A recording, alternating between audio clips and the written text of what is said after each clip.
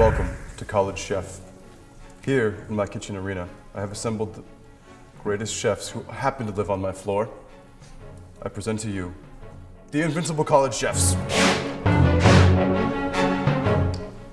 I present to you the secret ingredient, à la cuisine.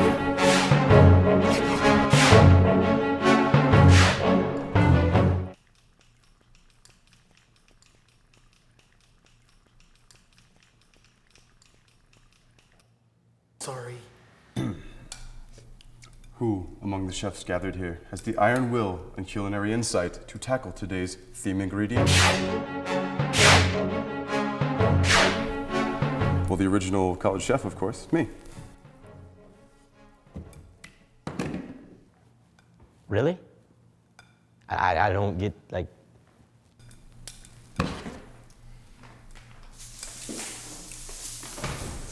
You can go too. Thank you.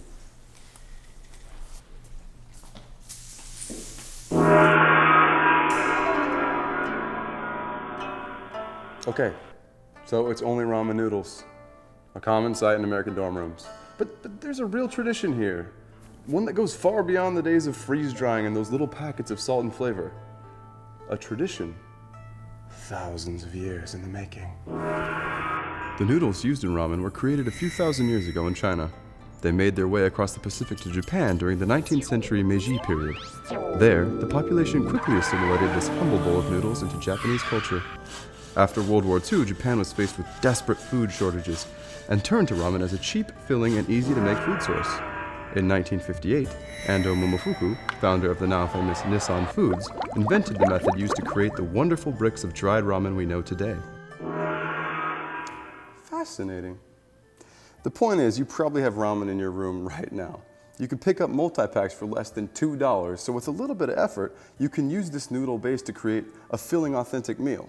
Cheap, easy, and delicious. Now, you can find ramen in pretty much any supermarket or convenience store, but why not poke your head into an Asian market and see what you might find? Or while you're at it, poke your head into the refrigerator. Ramen noodles are a great base to maybe clean up any leftovers you have aging in that fridge. Today, however, we are going to be cooking up a traditional Japanese classic, shoyu style ramen. Now, we're going to start by taking the sauce packet with the noodles. We're just going to throw it away. It's really just a massive amount of sodium, and we can make a much better broth from scratch. We are going to take 2 1/2 cups, red cups that is, of chicken broth and add it to our electric skillet. 1, 2, and let's fill up a little half here. There we go. 2 1/2 red cups. Next, we're gonna add 2 shots of dry sake.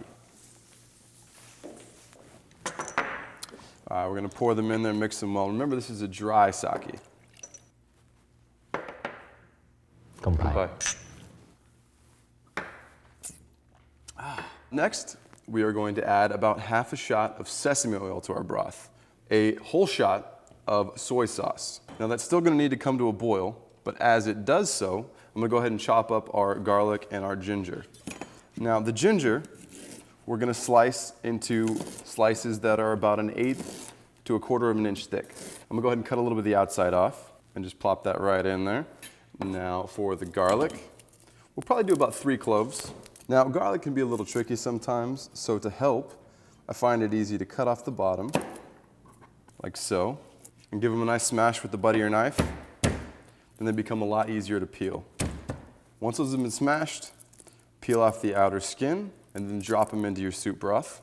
Now that all the ingredients are in our broth, we're gonna let that boil. Next, we are going to blanch our noodles.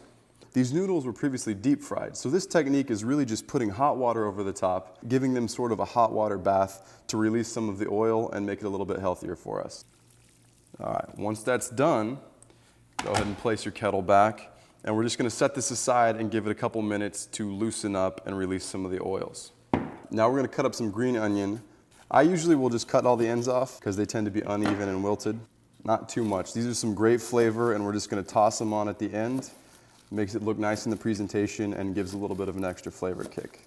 Now that the onions are finished being chopped, we can tend back to our noodles, which are being blanched. You notice those have loosened up. You'll see a little bit of oil on top of the surface of the water, which means it's done its job. I'm gonna go ahead and pull these out and put them right into the broth. Stir that around a little bit. All right, now next, I'm actually gonna add a little handful of some bean sprouts.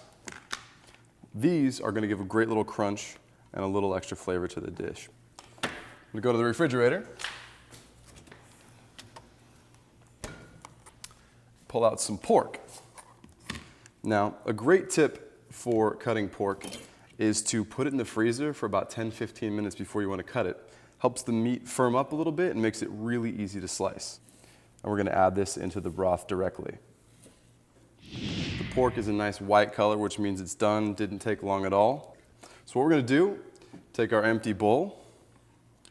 We're going to tong some of the noodles into it. Make sure we grab some pieces of pork.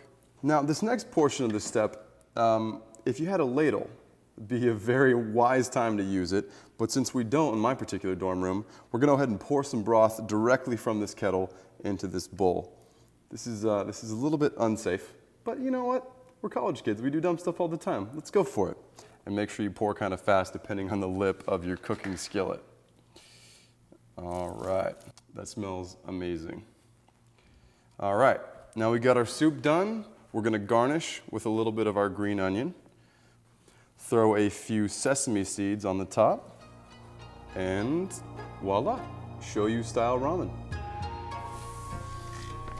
Delicious, authentic, made in minutes, and it only cost me about $5. Watashi paruguramo moti korete arigato. Yeah, well, what he said.